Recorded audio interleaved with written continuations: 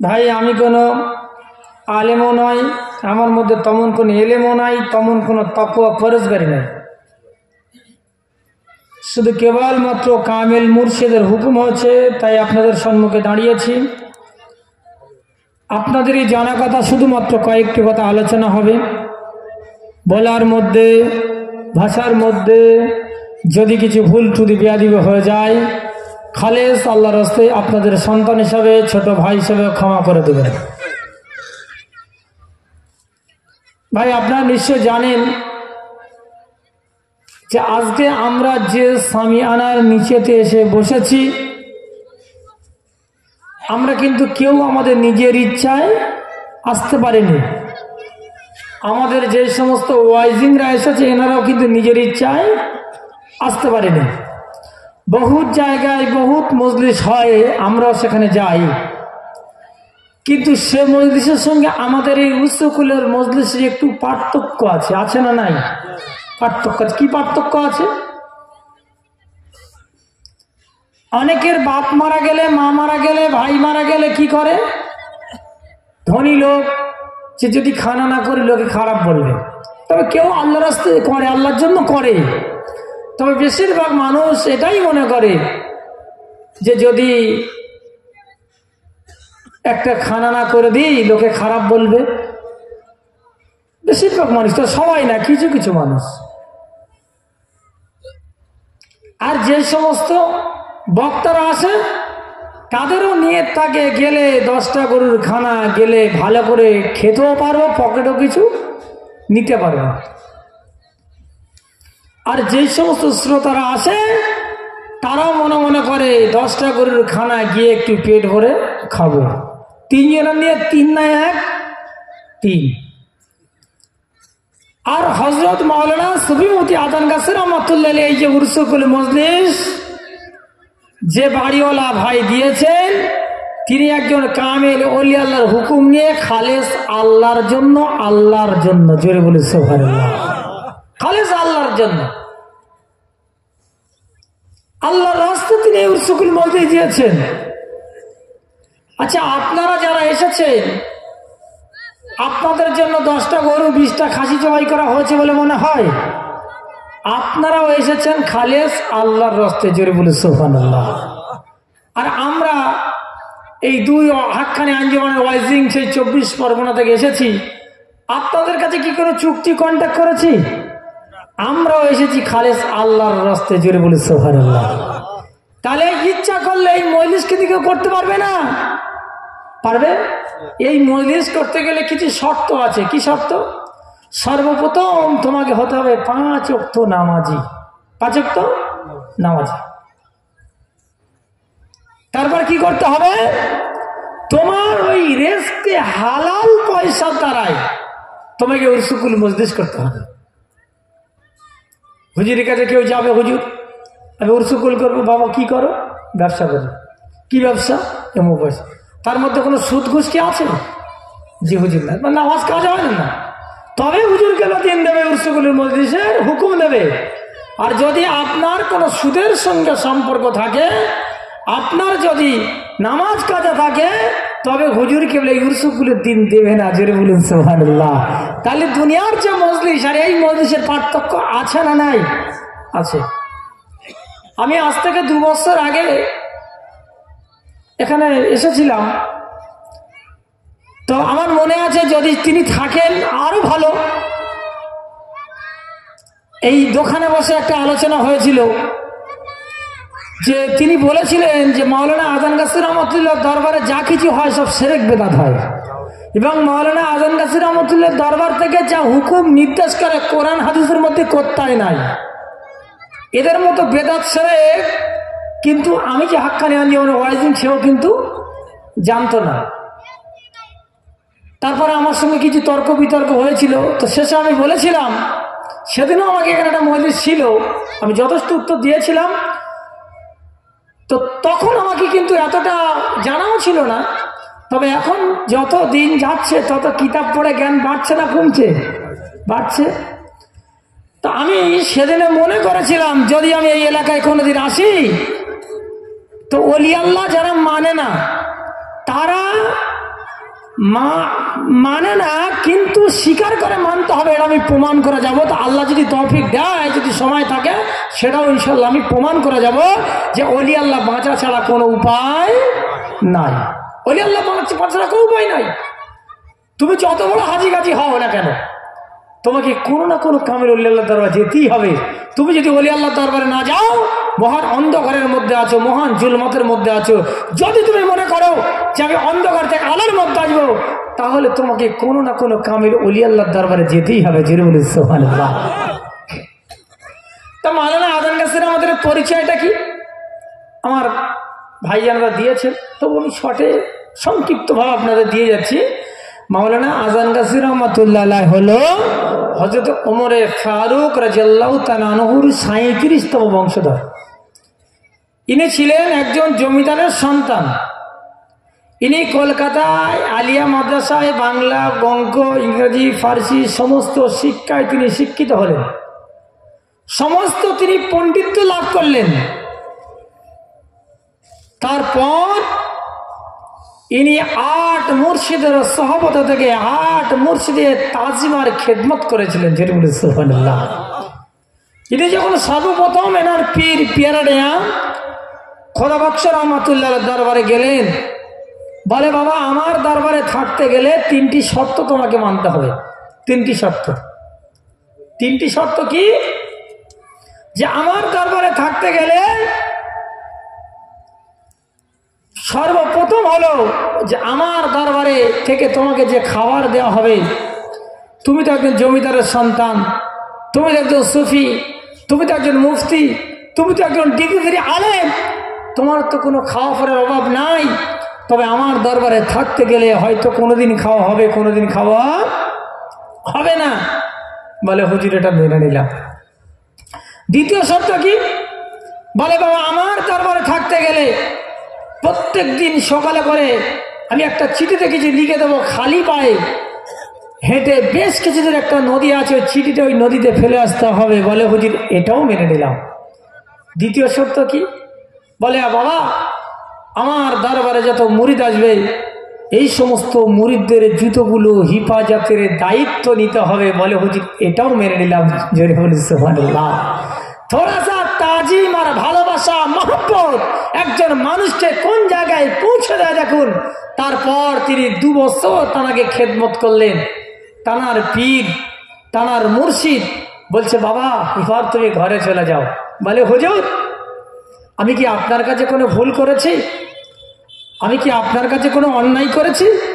হুজুর আপনি যে আমাকে ঘরে চলে যেতে বলছেন, আচ্ছা আপনারা বলুন আমাদের ঘরে যদি কোনো কর্মচারী থাকে, বিনা কারণে যদি তার ঘরে যেতে বলা হয়, সে প্রশ্ন করবে না করবে না? করবে না করবে না? বলছে হুজুর আমি কি আপনার কাছে কোনো ভুল করেছি, কোনো অন্যায় করেছি? বলে বাবা তুমি আমার কাছে কোনো ভুল করনি, আমার কাছে তুমি কোনো অন্যায় করনি। আল্লাহ পাক তোমার প্রতি রাজি আর খুশি হয়ে গিয়ে আল্লাহর মাহবুব বান্দা, আল্লাহর দোস্ত, আল্লাহর বন্ধু বানিয়ে নিয়েছে। জোরে বলেন সুবহানাল্লাহ। এবার তিনি চলে গেলেন নিজের দেশে। তিনি চলে গেলেন, পীর যেতে বলেছে যেতে হবে। অনেকে বলেনি বিবাহ করেনি, ঘর সংসার করেনি। তানার আব্বা আম্মা আলোচনার মাধ্যমে তানাকে বিবাহ দিয়েছিলেন। তিনি ঘর সংসারও করেছিলেন। তিনি ঘর সংসারও করেছিলেন। তারপর তিনি হজ মরে গিয়ে হজও করলেন। এনার আব্বার নাম ছিল রকিবউদ্দিন ফারুকি রহমাতুল্লাহ আলাইহ। ইনি ছিলেন মক্কা শরীফের মাতোয়ালি। এনার নানার নাম ছিল দিন মোহাম্মদ মুফতি মুয়াজ্জর রহমাতুল্লাহ আলাইহ। ইনি ছিলেন হারাম শরীফের মুআল্লিম। ইনি মক্কা শরীফে কিছুদিন, মদিনা শরীফে কিছুদিন কাটিয়ে আবার নিজের দেশে ফিরত আসলেন। এসে একটা হজরা বানালেন। কি বানালেন? একটা হজরা বানালেন। সেখান থেকে তিনি দিনের দাওয়াত দিতে শুরু করলেন। 1,24,000 পয়গম্বর নবী রাসূলকে আল্লাহ তাআলা পাঠিয়েছেন। তারা মানুষের কাছে দিনের দাওয়াত দিয়েছেন, ধর্ম প্রচার করেছেন, ইসলাম প্রচার করেছেন।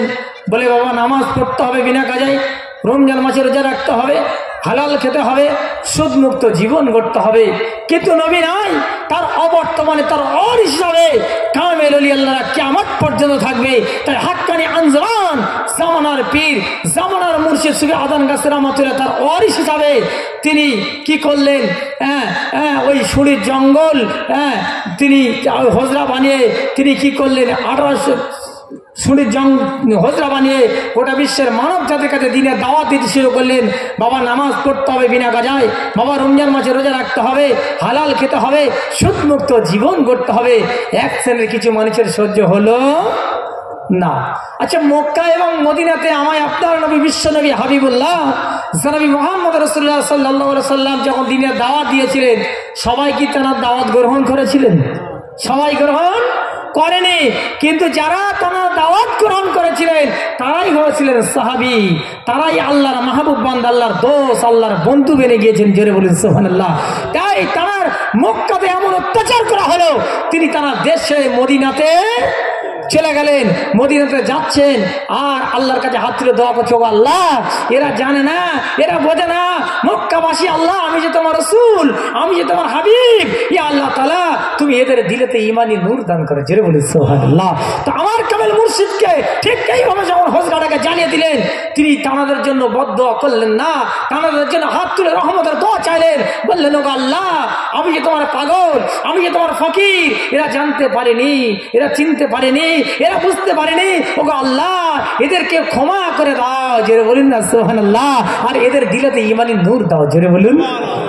বিশ্বনবী যেমন মক্কা ছেড়ে মদিনায় চলে গেলেন, আর আমার কামেল মুর্শিদ শ্রী আজান গাছী রহমাতুল্লাহ আলাইহি তিনি নিজের জন্মভূমি ছেড়ে ওই কলকাতা 18 নম্বর বাগমারির সুরির জঙ্গলে তিনি 14 বছর কঠোর রিয়াজত করলেন।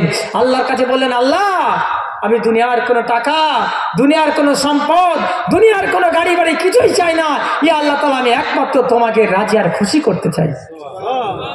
তিনি প্রতি সপ্তাহে ওই কলকাতা চিড়িয়ার মসজিদে জুম্মার নামাজ পড়ে কিছু ছোলা কিছু পানি তিনি নিয়ে সারা সপ্তাহ কাটিয়ে দিতেন।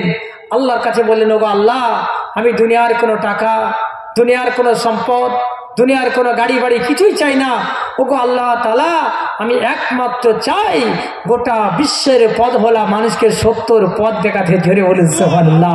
আমার আল্লাহ তানার প্রতি রাজি আর খুশি হয়ে গিয়ে হযরত খেদির আলাইহিস সালাতু ওয়াস সালামের মাধ্যমে জানিয়ে দিলেন, হে মাওলানা আজান গাজী তোমার মুরিদ মুতাকিন যারা হবে তোমার জন্য আমি একটা ছোট্ট পবিত্র করে ওজিফা দিলাম, এই ওজিফা যারা আমল করবে তারা সব বেহিসাব জান্নাতি হয়ে যাবে। জোরে বলুন সুবহানাল্লাহ সুবহানাল্লাহ। এটা আমাদের বিশ্বাস হয় ভাই।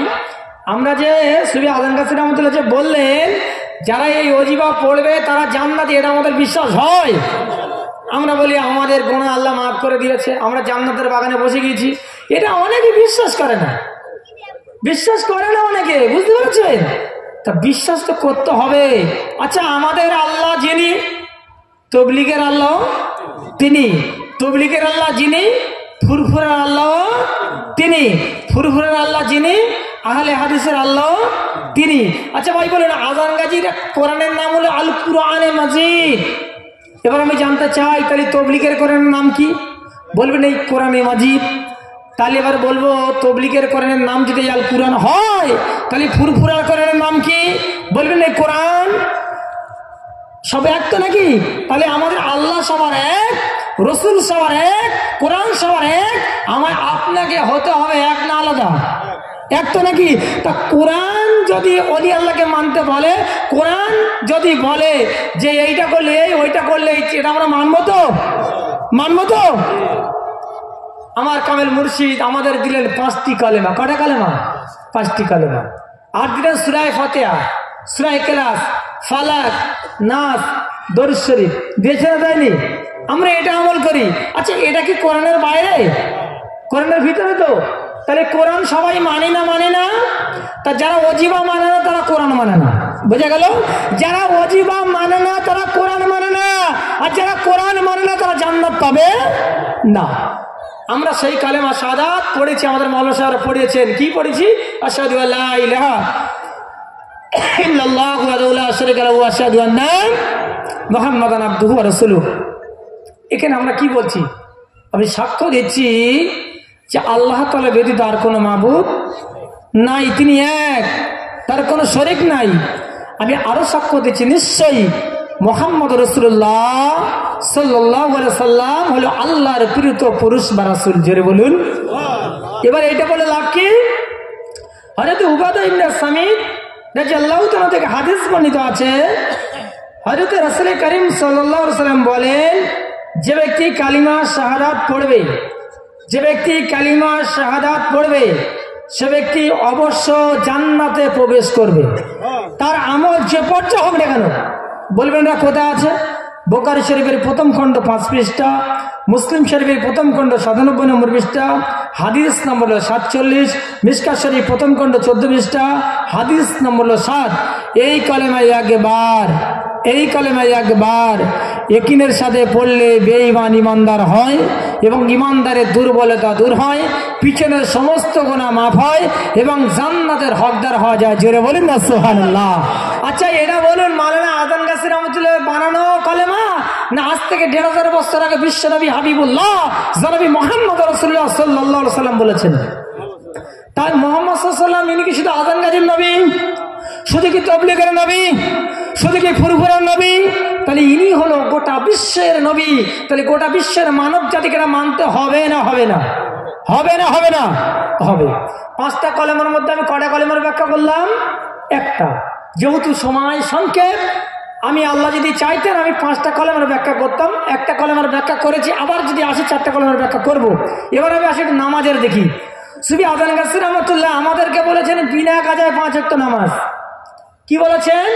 বিনা কাজায় 5 ওয়াক্ত নামাজ। এখন অনেকে বলে বিনা কাজায়, হাদিস পাকের মধ্যে তো কাজা আছে। আরে সেখানে তো কাজার কিছু উল্লেখ দেওয়া হয়েছে। বলে বিনা কাজে কি কোরআনে আছে? কোরআনে আছে। 5 ওয়াক্ত নামাজ বিনা কাজায় কায়েম করার কথা। 5 ওয়াক্ত নামাজ যে ফরজ সে কথা উল্লেখ আছে। বলবেন কোথায়? সূরা সূরা হুদ আয়াত নম্বর 114 আয়াতে আল্লাহ তাআলা বিনা কাজায় নামাজ কায়েম করার কথা উল্লেখ করেছেন। হযরত আবু হুরায়রা রাদিয়াল্লাহু তাআলা থেকে হাদিস বর্ণিত আছে, মাজালিসুল আবরার নামক কিতাবের 58 নম্বর পৃষ্ঠায়, যে নবী করিম সাল্লাল্লাহু আলাইহি সাল্লাম বলেছেন, ইনি শুধু আযান গাজীর নবী নয়, ইনি শুধু তাবলীগের নবী নয়, ইনি শুধু ফুরফুরার নবী নয়, ইনি হলো গোটা বিশ্বের মানব জাতির নবী। তিনি বলেছেন, যদি কোনো মানুষ এক ওয়াক্ত নামাজ কাজা করে পরেও যদি পড়ে দেয় তথাপি নামাজ কাজা। আর এই এক ওয়াক্ত নামাজ কাজা করার কারণে তার শাস্তি হবে 80 হুকবা।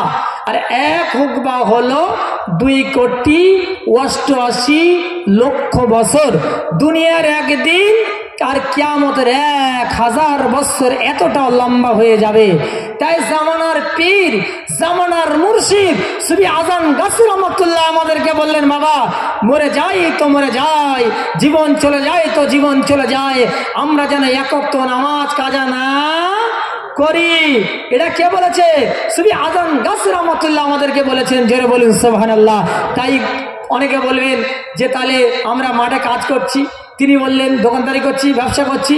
তুমি মাঠে আছো, দোকানদারি করছো, ব্যবসা করছো, 10 তলা বিল্ডিং এর ভাড়া করে কাজ করছো, মাইলের পরে মাইল পানি নাই। তাই আমার কামেল মুর্শিদ বললেন, বাবা তোমার কাছে একটা পবিত্র মাটি রেখে দাও, পানি না পেলে তায়াম্মুম করে তুমি যেখানে যে অবস্থা থাকবে সেই অবস্থায় তুমি আল্লাহর জমিনে সিজদা করে দাও, তাহলে তোমার জন্য নামাজটা মাফ হয়ে যাবে। জোরে বলি সুবহানাল্লাহ। আর বাড়িতে এসে বাবা তুমি যদি রুকু সেজদা দিতে না পারো তাহলে তুমি রুকু সেজদা দিয়ে দাও। আর বলবেন কাজা হাদিস পাকের মধ্যে আসছে, সেখানে কিছু কারণ দেওয়া হচ্ছে। তুমি যদি পাগল হয়ে যাও, তুমি যদি বেহুশ হয়ে যাও, তোমাকে অপারেশন করেছে, হসপিটাল বেডে তুমি শুয়েছিলে, হুঁশ ছিল না, হুঁশ আসার পরে যে ওয়াক্ত নামাজ তুমি কাজা করেছো সেই ওয়াক্ত নামাজের কথা কাজা হাদিস শরীফের মধ্যে এসেছে। তুমি মাঠে কাজ করছো, দোকানদারি করছো, ব্যবসা করছো, চাকরি করছো, সময় পাবে, কিন্তু তুমি নামাজ কাজা করছো, এই নামাজ মাফ হবে না। আচ্ছা তারপরে আমাদেরকে দিলেন, আমি শর্টে আপনাদেরকে বোঝানোর চেষ্টা করছি, 5 করে ওয়াজিফা। বলবেন এই ওয়াজিফার উপকারিতা কি? বলবেন এই ওয়াজিফার উপকারিতা কি বা ওয়াজিফাটা কি? অনেকে জানতে চান না।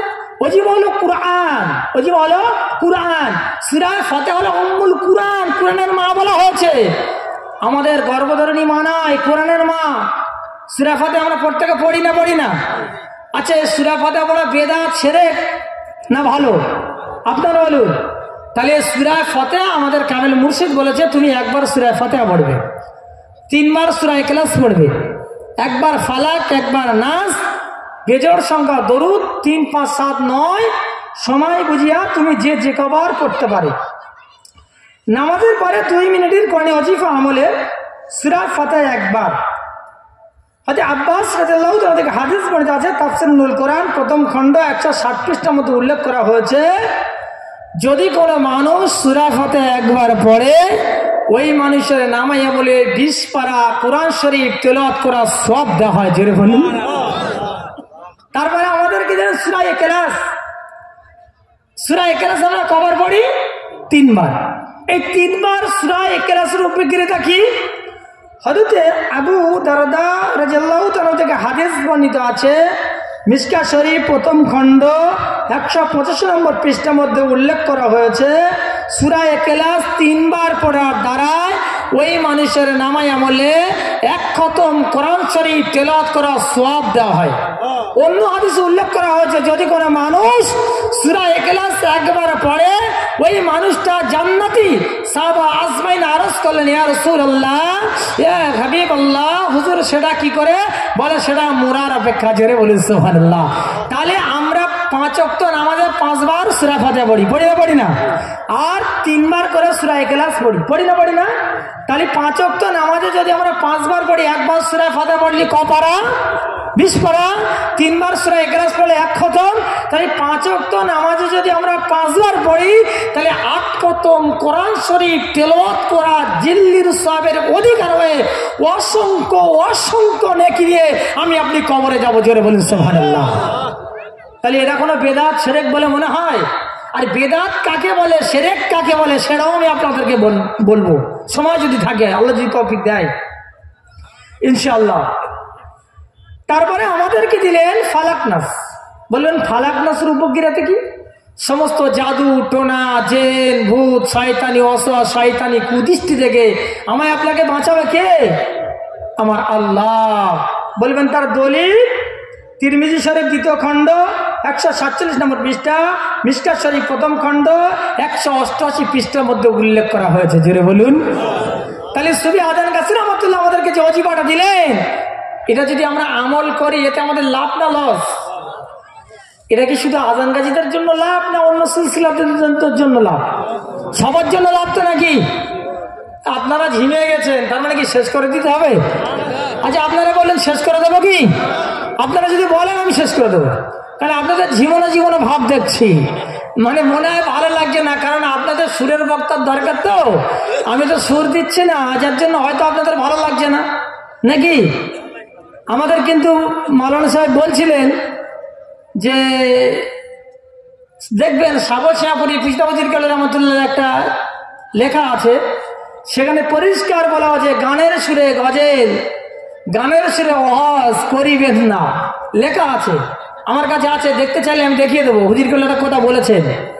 এখন কথা হলো, রসুল পাক সাহাবীদের সামনে যেভাবে কথা বলেছে তুমি সেভাবে কথা বলো। তা আমরা রসুলকে দেখি না, কি তার ওয়ারিস কামাল ওলি আল্লাহ দেখেছি। আর ওলি আউলিয়ারা মুরিদদের সামনে যেভাবে কথা বলে তুমি সেভাবেই কথা বলো। জোরে বলি সুবহানাল্লাহ। কি ঠিক না ভুল? তাহলে আমরা 5 ওয়াক্ত নামাজে এই যে কোরআন ওজিফা পড়ি, তাহলে ওজিফা সম্পর্কে আমরা জানতে পারলাম তো কিছু নাকি? না পারলাম না? এই ওজিফার উপকারিতা কি এটা আমরা কম বেশি জানতে পেরেছি।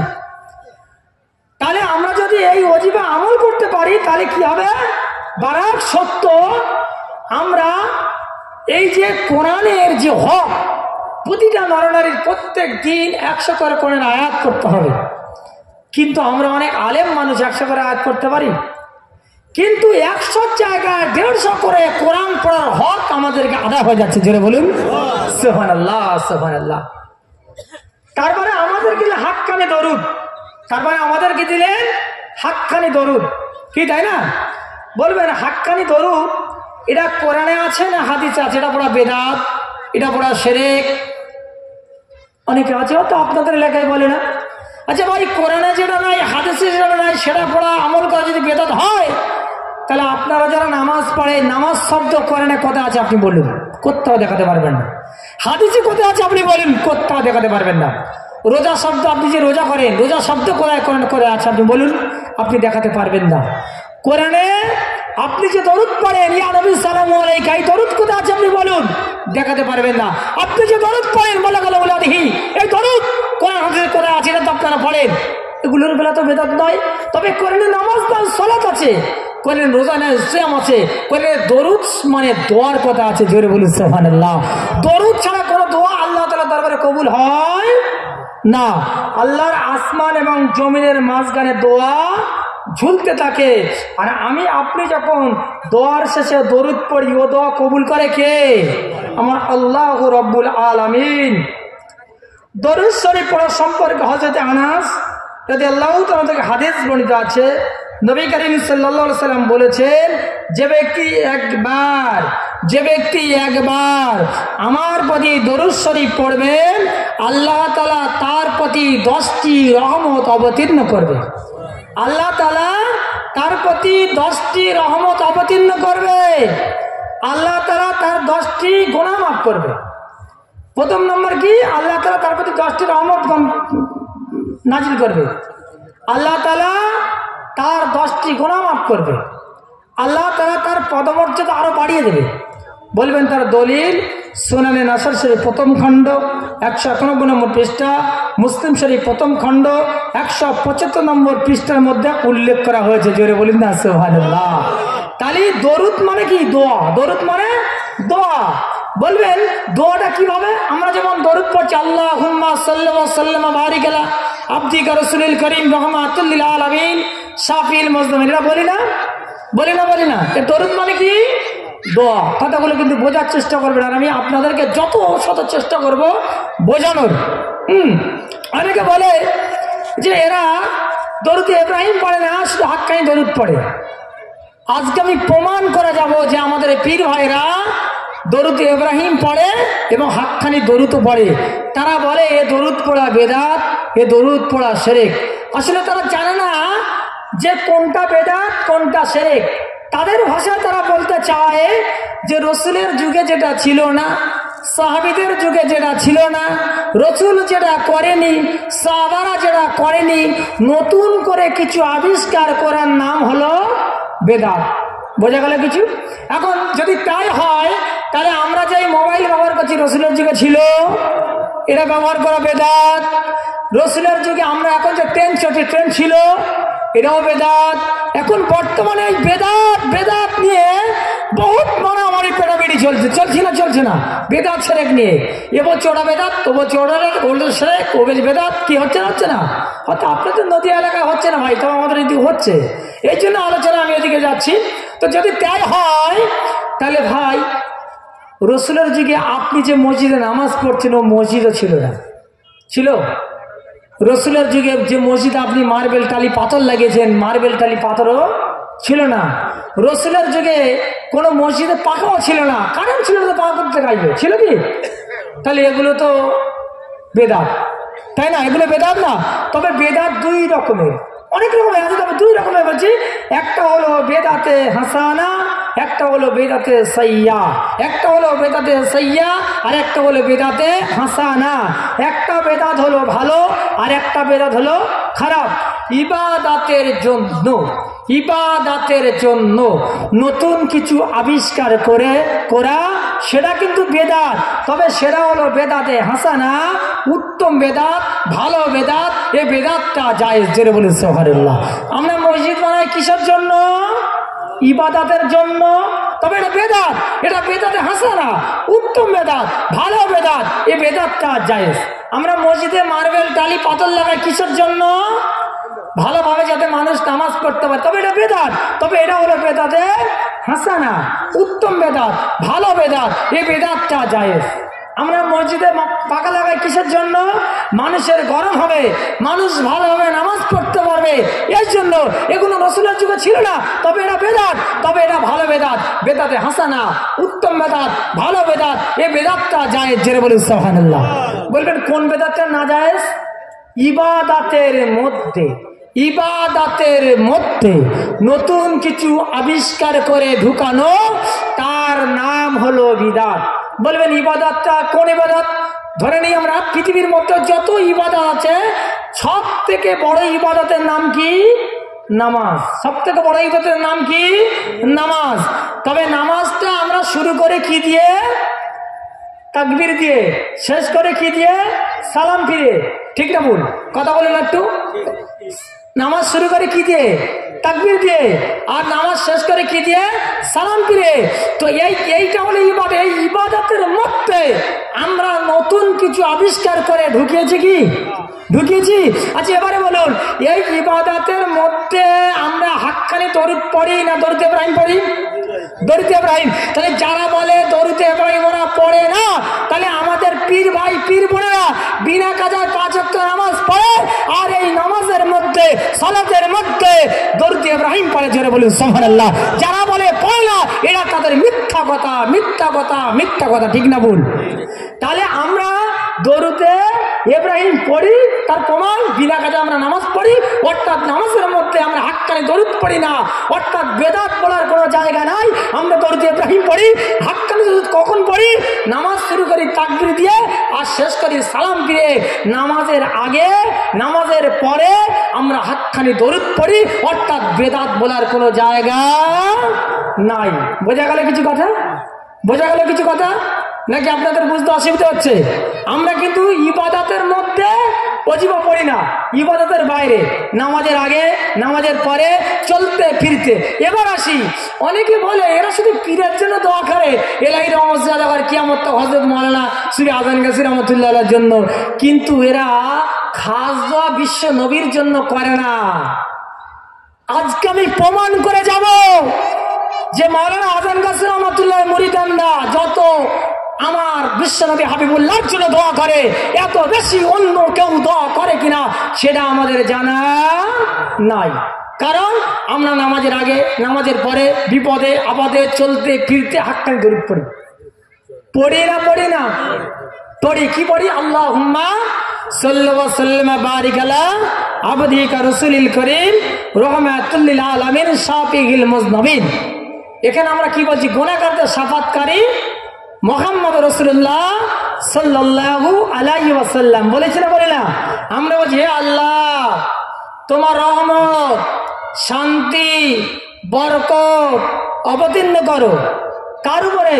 তোমার মনোনীয় বান্দা ও দয়ালু রাসূল সাল্লাল্লাহু আলাইহি ওয়াসাল্লামের উপরে। জোরে বলুন। তাহলে নামাজের আগে নামাজের পরে চলতে ফিরতে হাক্কানি দরুদ পড়ি। আমি বলেছি দরুদ পড়ে দোয়া।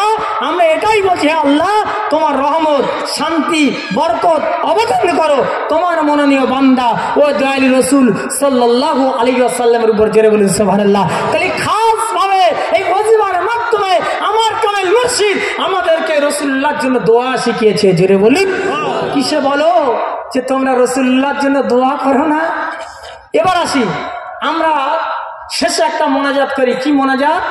ইলাহি রহমু জিয়াদা কর কিয়ামত তক তামাম আলিম পর।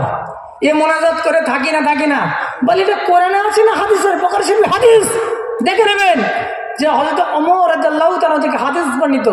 বিশ্বনবী সাল্লাল্লাহু আলাইহি সাল্লাম বলছেন যে কাল কিয়ামতের মহা ময়দানে, কিয়ামতের হাসরের দিন এক শ্রেণীর আমার উম্মতদেরকে যখন তোলা হবে, তখন তাদের চেহারা থেকে আল্লাহর নূর চমকাবে।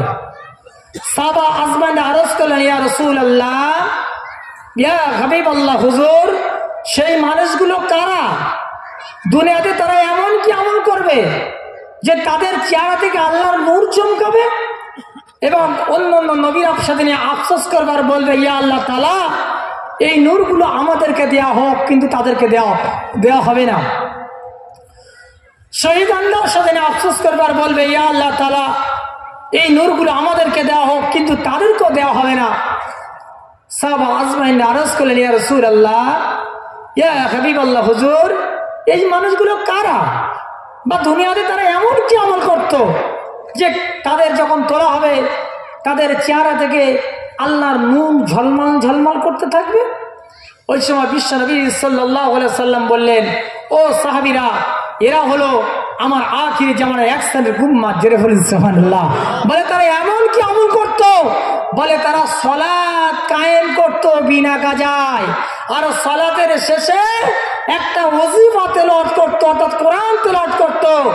আর এই ওয়াজিফা তেলাওয়াত করে, কোরআন তেলাওয়াত করে তারা একটা হাত তুলে মোনাজাত করত, একটা হাত তুলে দোয়া চাইতো আমি আল্লাহ রাব্বুল আমার কাছে।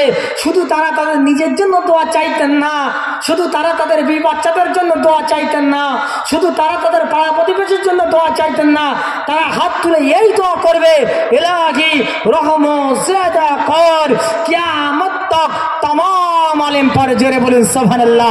এই হাদিস দ্বারা স্পষ্ট প্রমাণিত হয় আমার কামেল মুর্শিদ জামানার পীর জামানার মুর্শিদ সুফি আযান গাছী রাহমাতুল্লাহ আলাইহি 1876 সালে মৌখিকভাবে হাক্কানি আন্দোলন প্রতিষ্ঠিত করে তিনি সর্বপ্রথম তিনি বলেছেন বাবা বিনা কাজায় 5 ওয়াক্ত নামাজ, 5 ওয়াক্ত ওয়াজিফা, হালাল রুজি, সপ্তমত পরহেজগারিতা। আর তারপরে শেষে তিনি একটা মোনাজাত করেছেন।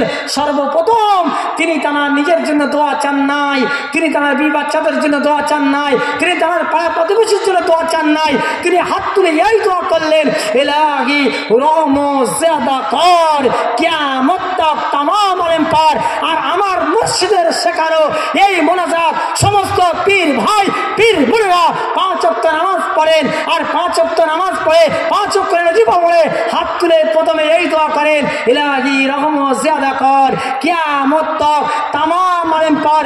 এই হাদিস দ্বারা স্পষ্ট প্রমাণিত হয় এই সমস্ত পীর ভাই পীর বোনদের কাছে যখন তোলা হবে কাল কিয়ামতের মহাময়দানে, কিয়ামতের হাসরের দিন, তখন তাদের চেহারা থেকে আল্লাহর নূর চমকাবে। জোরে বলুন না সুবহানাল্লাহ। এটা আমি আপনি জানি না, এটা আমি আপনি বুঝি না। এবার আসেন, আমি বলেছিলাম যে ওলি আল্লাহকে মানতে হবে। আজকে আমি প্রমাণ করে যাব যে ওলি আল্লাহ মানা ছাড়া কোনো রাস্তা নাই। আচ্ছা ভাই আপনারা বলুন, যারা পীর মানে, যারা পীর মানে তারাও নামাজ পড়ে, যারা পীর মানে না তারাও নামাজ পড়ে, ঠিক না ভুল? কথাটা বুঝবেন। যারা পীর মানে তারাও নামাজ পড়ে, যারা পীর মানে না তারাও নামাজ পড়ে। পড়ে না পড়ে না? কথা বলুন, পড়ে তো।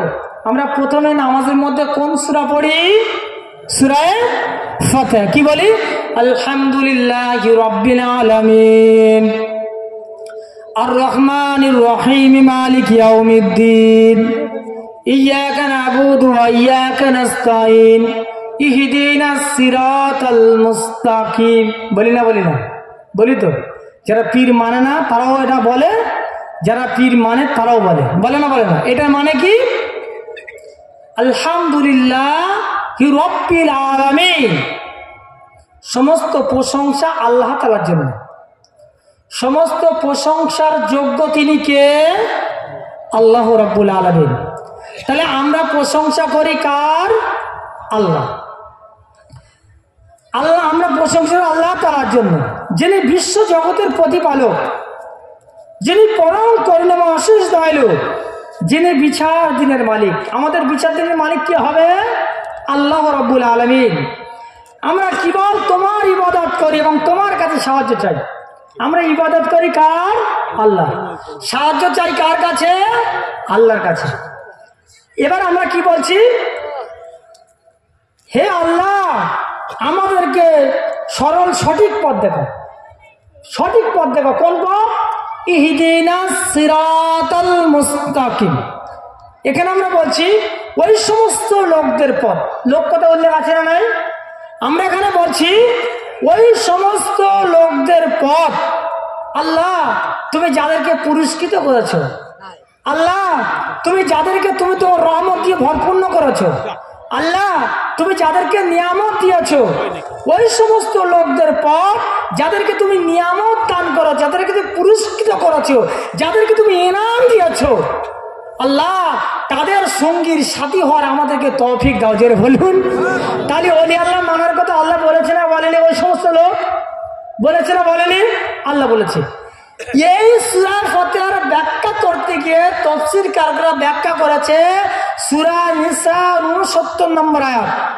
আল্লাহ বলেছে মিনান নাবিয়িনা ওয়াস সিদ্দিকিনা ওয়াস শুহাদাইনা ওয়াস সালিহিন ওয়া হাসুনা উলাইকা রাফিকা। এখানে আমরা কিন্তু পরিষ্কার বলছি মিনান নাবিয়িন, আল্লাহ তাআলার কাছে কিন্তু আমরা বলেছি কি মিনান নাবিয়িন ওয়াস সিদ্দিকিন ওয়াস সালিহিন ওয়াস শুহাদাইন ওয়া হাসুনা উলাইকা রাফিকা। এখানে কিন্তু আমরা পরিষ্কার ভাবে আল্লাহ তাআলার কাছে বলেছি মিনান নাবিয়িন, নবীদের ইতাআত করার কথা কে বলেছে? আল্লাহ বলেছে। তাদের আনুগত্য করো, তাদের ইতাআত করো, তাদের হুকুম মতো চলো, এটা কে বলেছে? আল্লাহ তাআলা বলেছে।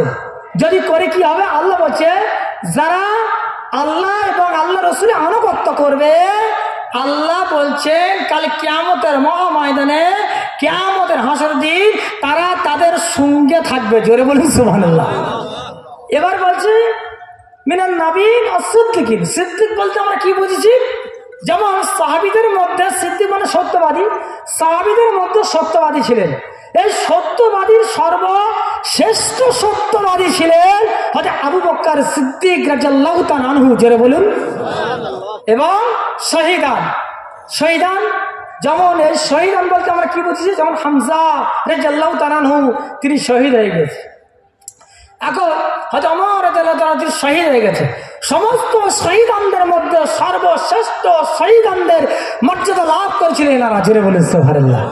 এবার এখানে কিন্তু আমরা আরেকটা জায়গা কোরআনে কারীমের মধ্যে আছে ইয়া আইয়ুহাল্লাযীনা আমানুত্তাকুল্লাহা ওয়া কুনু মাস-সাদিকিন।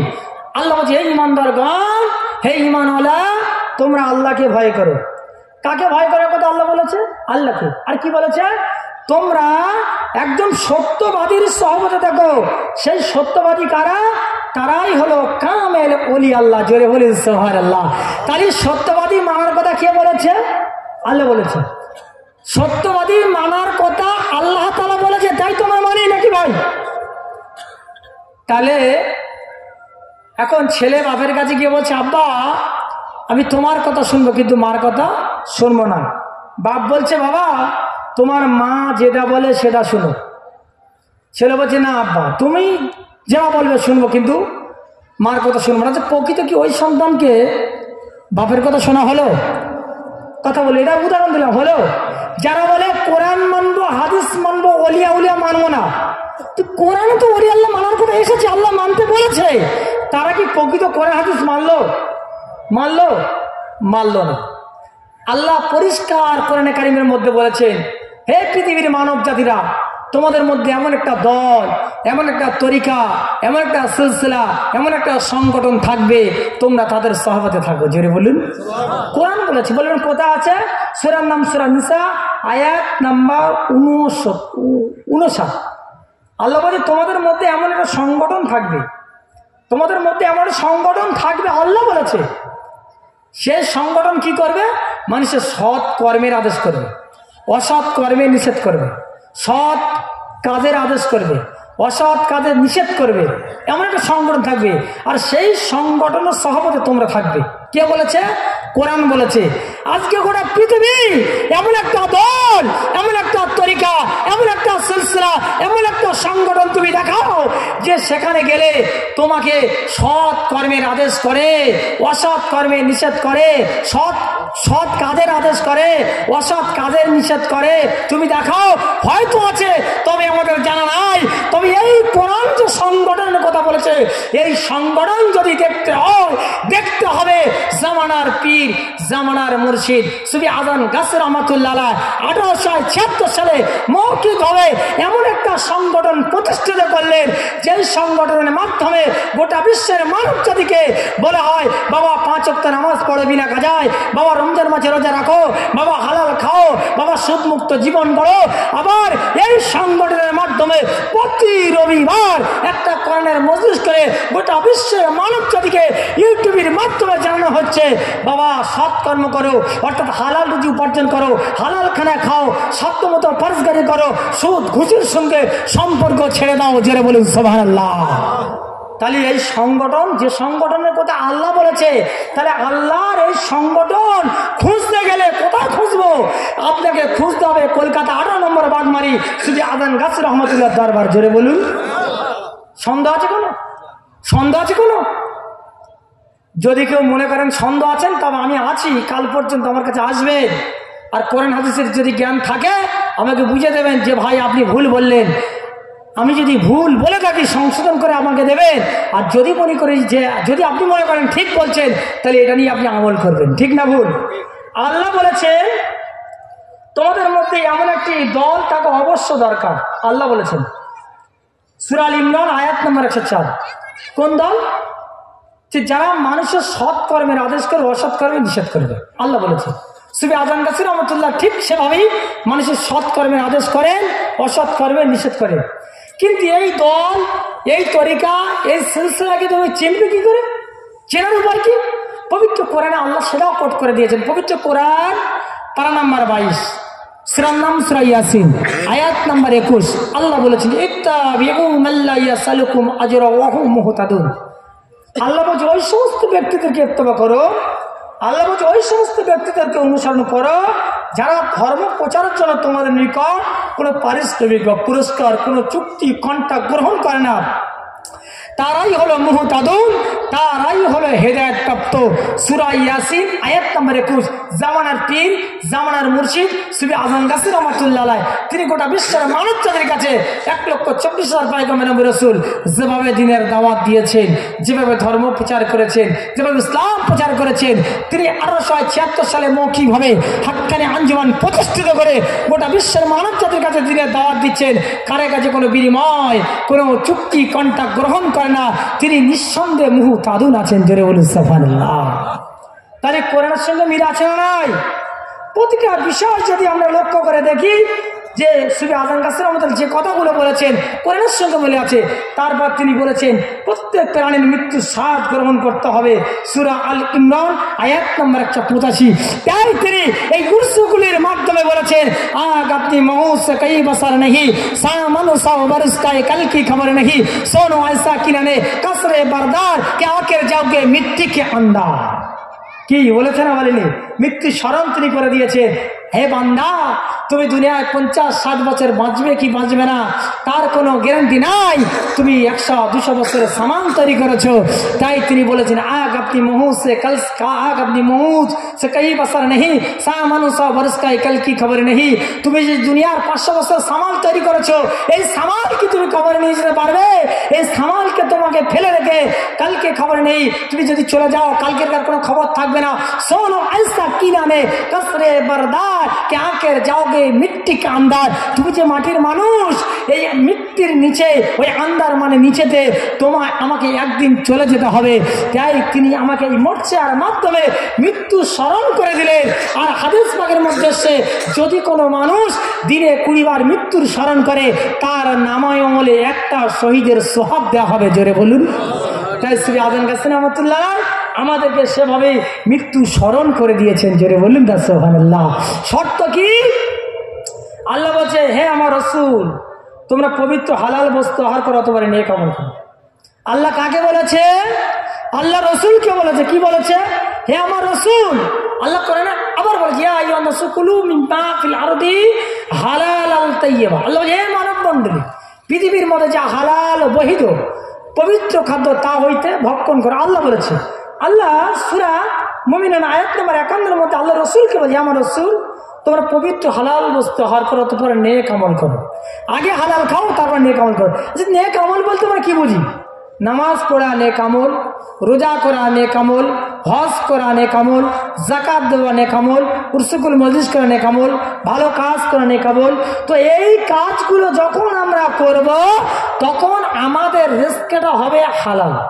হালাল, এই হালাল পয়সার দ্বারা যদি আমরা এইরকম নেক কাজ করি তাহলে আল্লাহর দরবারে কবুল হবে। আর যদি হালাল রিজকে না থাকে যতই নেক কাজ করি, যতই ভালো কাজ করি না কেন আল্লাহর দরবারে কবুল হবে না। আল্লাহ বলছে তোমরা যদি হালাল খাও আর হালালকে আমি আল্লাহ আমার কাছে প্রার্থনা করবে, আমি তোমাদের ওই সমস্ত প্রার্থনাকে কবুল করে নেব। জোরে বলুন সুবহানাল্লাহ। তাহলে আল্লাহ সুবহানাহু ওয়া তাআলা যে কথাগুলো বলেছেন সে কথাগুলো আমার কামেল মুর্শিদ যে কথাগুলো বলেছেন সে কথাগুলো কোরআনের মধ্যে আছে না নাই? আল্লাহ বলছে আমার একদল বান্দা আমার কাছে প্রার্থনা করবে, আমি তাদের প্রার্থনা কবুল করবো। সূরা মুমিনুন আয়াত নম্বর 109। শর্ত কি? রিজকে হালাল। তা এখন ভাই আপনারা বলুন, একটা কলিসাতে আপনি পানি রাখলেন, যদি কলিসার তোলা ছিদ্র থাকে পানি কি থাকবে? থাকবে? থাকবে না। তাহলে তেমন ঠিক আমার মধ্যে যদি হারাম থাকে, ঘুষ থাকে, সুদ থাকে, ঘুষ থাকে, আমি নামাজ পড়ি, রোজা করি, হজ করি, জাকাতি, দান সদকা করি, যে তরিকার মানুষ যে সিলসিলা হোক, সে হতে পারে তবলিগ, হতে পারে আজান গাজী, হতে পারে ফুরফুরা, হতে পারে আহলে হাদিস, হতে পারে জামাত ইসলাম, কিন্তু এই সুদ ঘুষ থাকার কারণে, কারণ আমার আল্লাহ এক, আমার রসুল এক, আমার কোরআন এক, আমি আপনি কলেমার ভাই, আমি আপনিও সবাই এক হতে হবে। যদি এক না হই, আমি আপনার দোয়া আল্লাহর দরবারে কবুল হবে না। আল্লাহ বলছে মানুষের মৃত্যুর পর তার সব আমল বন্ধ হয়ে যাবে। মানুষের মৃত্যুর পর তার সব আমল বন্ধ হয়ে যাবে, 3টি আমল ছাড়া। কটা আমল ছাড়া? 3টি আমল ছাড়া মানুষের সব আমল বন্ধ হয়ে যাবে। এক হলো সাদগায়ে জারিয়া। কেউ যদি দুনিয়ায় বেঁচে থাকতে সাদগায়ে জারিয়া করে, সে মারা যাবে, কবরে শুয়ে শুয়ে সে নেকি পাবে। 2 হলো যাত্রায় মানুষের উপকৃত হয়। 3 হলো নেককার সন্তান। নেককার সন্তান যদি থাকে, বুখারী শরীফ এবং মুসলিম শরীফ মিশকাত শরীফের মধ্যে উল্লেখ করা হয়েছে, নেককার সন্তান যদি আল্লাহর কাছে হাত তুলে দোয়া চায়, আল্লাহ তাআলা ওই নেককার সন্তানের দোয়া কবুল করে থাকে। জোরে বলুন। তাই আমার কামেল মুর্শিদ এমন একটা ওই উরসুকুলের ব্যবস্থা করলেন। অনেক যুবক ছেলে আছে, বাপ বেঁচে থাকতে নামাজ হয়তো পড়ে না, ঠিক না বল? বাপ বলে হয় না, কিন্তু বাপ্পা যেই মারা যায়, বাপ্পার কথা মনে পড়ে, আহারে আমার আব্বা মা আমাকে নামাজ পড়তে বলেছিল কিন্তু নামাজ পড়িনি। মুর্শিদের দরবারে গিয়েছে, গিয়ে বলছে হুজুর আমার আব্বা দুনিয়া তার নাই, তিনি চলে গিয়েছে। বলে বাবা নামাজ পড়ো। বলে হুজুর আব্বা বারে বারে আমাকে নামাজের কথা বলতো, কিন্তু নামাজ পড়ি না। হুজুর আব্বা মারা গিয়েছে, আমি আর নামাজ কাজা করি না। হুজুর কেবলা বলছে বাবা নামাজ পড়ো, আর রিজকে হালাল পয়সার দ্বারায় একটা তাবারুকের উরসুকুল মজলিস করে তুমি তোমার আব্বা মায়ের জন্য দোয়া করো। জোরে বলেন সুবহানাল্লাহ। আজকে দেখুন এই আমার কামেল মুর্শিদ যেভাবে শিখিয়ে দিয়েছেন, আজকে আমরা প্রত্যেকের পিতা মাতার জন্য দোয়া চাইবো। আমরা এখানে বসে গেছি, হয়তো কিছু মানুষ কষ্ট হচ্ছে না ভাই, নিজের হয়তো কষ্ট হচ্ছে, কিন্তু আমার মৃত আব্বা আম্মা দাদা দাদি পূর্বপুরুষ আত্মস্বজনের জীবনের গোনা আমার আল্লাহ তাআলা মাফ করছে। জোরে বলি না সুবহানাল্লাহ। আর যদি শেষ আখিরি মোনাজাত দিতে পারি, আল্লাহর কাছে যদি হাত তুলে দোয়া চাই, আল্লাহ অবশ্য আল্লাহ ওয়াদা করেছে, অঙ্গীকার করেছে, যদি কোনো বান্দা খালেস দিলে তওবা করে আমি আল্লাহ আমার কাছে দোয়া চাই, আমি আল্লাহ তার দোয়া কবুল করে থাকি। জোরে বলুন সুবহানাল্লাহ। এটা হলো দোয়া কবুলের মজলিস। জোরে বলুন। এইবার আসি আমি ভাই, যেহেতু আমার সময় মনে হয়ে গেছে প্রায়, আমি একটু অলি আল্লাহর ঘটনাটাই দিয়ে শেষ করবো ইনশাল্লাহ, আল্লাহ যদি তাই। তো অলিয়া যারা মানতে চায় না, কিয়ামতের আগ পর্যন্ত আমি তাদেরকে সময় দিয়ে গেলাম এই জায়গায় যে একটা প্রমাণ তোমরা দাও যে ওলি আল্লাহ মানতে হবে না। আশা করি আমি বলে গেলাম কিয়ামতের আগ পর্যন্ত একটা প্রমাণ দিতে পারবে না যে ওলি আল্লাহ মানা যাবে না। আর আজকে আমি এই স্টেজে দাঁড়িয়ে বলে গেলাম ওলি আল্লাহ মানা ছাড়া কোনো রাস্তা নাই। আপনাকে ওলি আল্লাহ মানতেই হবে। জোরে বলুন সুবহানাল্লাহ। আল্লাহ বলেছেন হে ঈমানদারগণ তোমরা আল্লাহকে ভয় করো। আল্লাহ বলেছে এই ঈমানদারগণ তোমরা আল্লাহকে ভয় করো। আল্লাহ এখানে কিন্তু কোনো কাফের বেঈমান মুশরিকদেরকে ডেকে বলেনি। বলবেন কোথায় আছে? সূরা তাওবা আয়াত নম্বর 119। আল্লাহ বলে এই ঈমানদারগণ তোমরা আল্লাহকে ভয় করো। আর কি করো? একজন সত্যবাদী সহবতে থাকো। সেই সত্যবাদী কারা? তারাই হলো কামেল ওলি আল্লাহ। এবার আমরা একটা ওসিলা অন্বেষণ করি না? ওসিলা অন্বেষণ করি। অনেকগুলো ওসিলা ধর্ম কেন? ডাইরেক্ট আল্লাহর কাছে যাব? আমি সেই সমস্ত বন্ধুদেরকে বলি, ভাই তোমাদের যখন রোগ হয়, জ্বর হয়, ডায়রিয়া হয়, কলেরা হয়, ডাক্তার বাড়ি যাও না? বলে হ্যাঁ যাই। আলি তো রোগ হলে কি ডাক্তারের কাছে যাও কেন? ডাইরেক্ট আল্লাহর কাছে চাইবে। বলে ডাক্তারের কাছে যাই, ডাক্তার ওসিলা, রোগ সারাই কে? বলে আল্লাহ। তো আমি বললাম ভাই এই দুনিয়ায় মানুষের যখন রোগ হয় ডাক্তারের কাছে যেতে হয়, ডাক্তার ওষুধ দেয়, আর ডাক্তার হলো ওসিলা, রোগ সারে আমার আল্লাহ। আরে গোটা উম্মতি মুহাম্মাদির দিলেতে আমরা খারাপ কাজ করে আমাদের দিলে অন্তরেতে একটা মরিচা পড়ে গিয়েছে। এই মরিচাটাকে দূর করতে গেলে দুনিয়ার কোনো ডাক্তার, দুনিয়ার কোনো মাস্টারের কাছে গেলে এই মরিচা দূর করা যাবে না। এই মরিচা দূর করতে গেলে, এই মরিচাকে অপারেশন করতে, ভালো করতে গেলে কোনো না কোনো পৃথিবীর জমিনে একজন কামেল ওলি আল্লাহর দরবারে আমায় আপনাকে যেতে হবে। জোরে বলুন, ওলি আল্লাহ হলো ওসিলা, রোগ সারাবে আমার আল্লাহ। জোরে বলুন সুবহানাল্লাহ।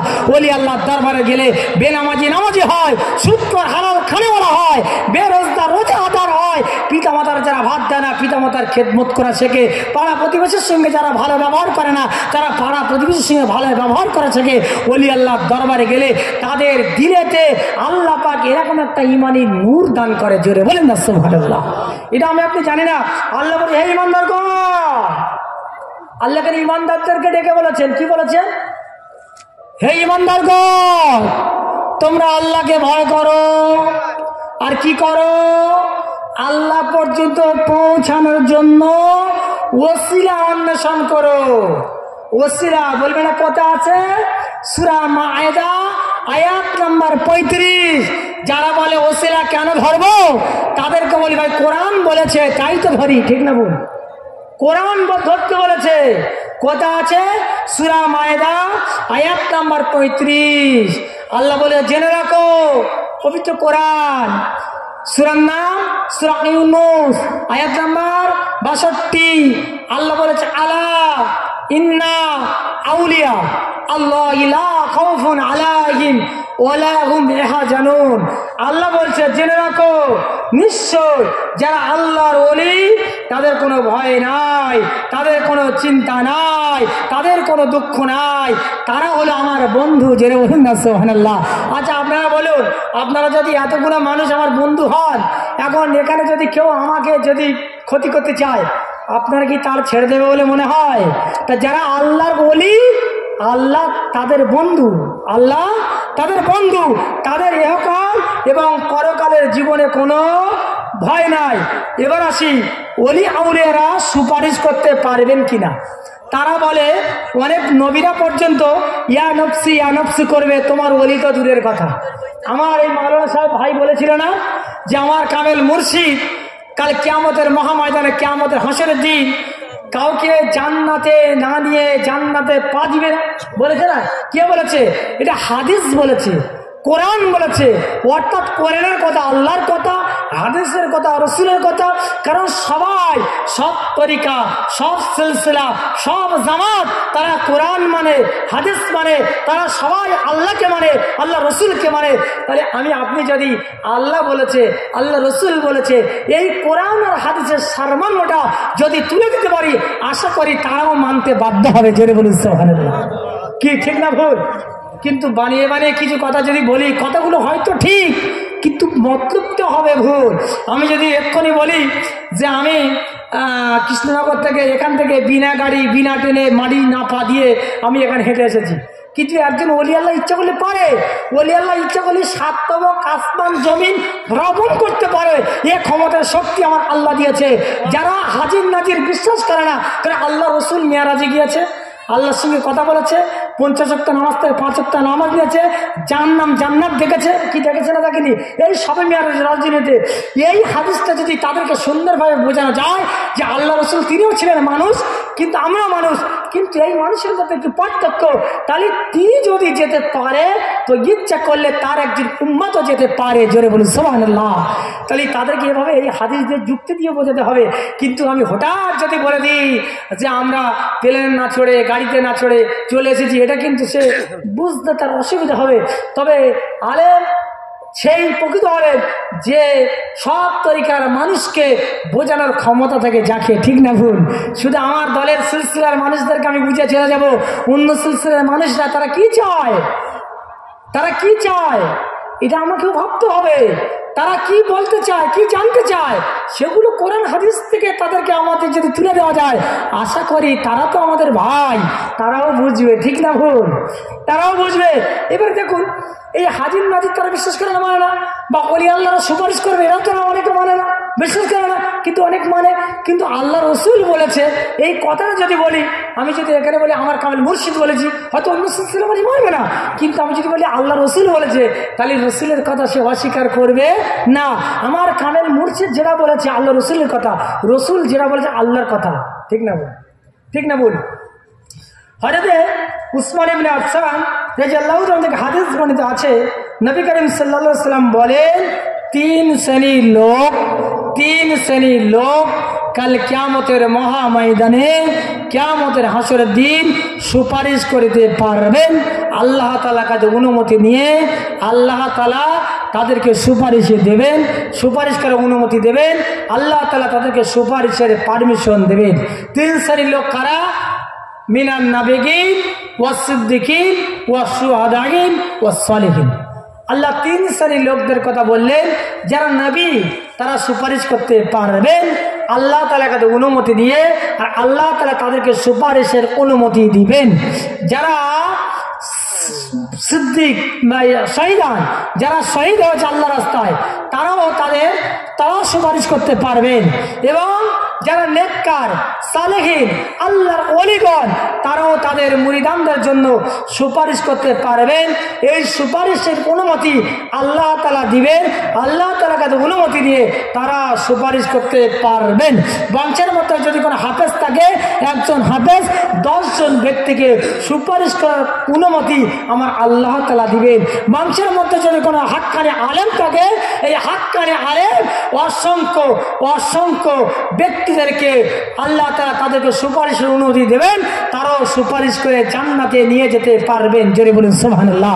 বলবেন তার দলিল মিশকাত শরীফ 2য় খণ্ড 495 নম্বর পৃষ্ঠা, আবু দাউদ শরীফ 5ম খণ্ড 660 পৃষ্ঠা, হাদিস নম্বর হলো 5043, বেহেশত 6ম খণ্ড 648 নম্বর পৃষ্ঠার মধ্যে উল্লেখ করা হয়েছে। জোরে বলুন সুবহানাল্লাহ। এবার আপনারা বলুন, সুফি আযম নাসির রহমাতুল্লাহ সম্পর্কে কোনো প্রশ্ন আপনাদের থাকতে পারে? এবার হারাম হালাল সুদ ঘুষ এই বিষয় তো সম্পূর্ণ আলাদা, কিন্তু সময় থাকলে আমি এই বিষয়গুলো আপনাদের তুলে দিয়ে যেতাম। আমরা কেন টাকা নিই না, আমরা কেন পয়সা নিই না, আমরা কেন গণচাঁদা নিই না, এ বিষয়ে আল্লাহ সুবহানাহু ওয়া তাআলা কি বলেছেন, এটা খুললাম পবিত্র কোরআন কারীমের মধ্যে, হাদিস পাকের মধ্যে আল্লাহ পাক সেটা জানিয়ে দিয়েছেন। হ্যাঁ, তো আল্লাহ যদি তৌফিক দেয়, 2 মিনিট আগে আছে তো, আমি 2 মিনিট আগেই ছেড়ে দিলাম ইনশাল্লাহ। তবে সুদ ঘুষ হারাম হালাল সম্পর্কে সুফি আযম নাসির রহমাতুল্লাহ যে কট্টর নিষেধ করেছে, আমরা এই তাকওয়া ফরজ করি। তাকওয়াটা কি? তাকওয়াটা হলো আল্লাহর ভয়। তাকওয়াটা হলো আল্লাহর ভয়। আল্লাহর ভয়টা কি? আমি খারাপ কাজ করবো না কেন? আল্লাহর ভয়ে। ভালো কাজ করবো কেন? আল্লাহর ভয়ে। যে তরিকার মানুষ হোক, যে সিলসিলার মানুষ হোক না কেন, আমি আজকের দাদা হুজুরের ওসিয়াতও নিয়েছিলাম, সুদ খেলে কি হয় এটাও তুলে দিতাম। আর সুফি আযম নাসির রহমাতুল্লাহ যে বলেছেন, কোরআনে যেটা বলেছেন, বিশ্বের যে নবী সাল্লাল্লাহু আলাইহি ওয়াসাল্লাম যেটা বলেছেন, কোরআন হাদিসে কোথায় আছে, এগুলো আশা করি আপনাদের সম্মুখে তুলে দেওয়া যেত। কিন্তু কালকে তো মনে হয় আবার এখানে কোথাটা মজলিস আছে, আমি সেখানে যাব। আমি যেখান থেকে শেষ করেছি আপনারা আমাকে সেখান থেকে ধরিয়ে দেবেন, আর আপনাদেরকেও আমি আমার তরফ থেকে দাওয়াত করে যাচ্ছি, আপনারা সেখানে যাবেন। আশা করি হাক্কানি আঞ্জুমান সম্পর্কে আপনাদের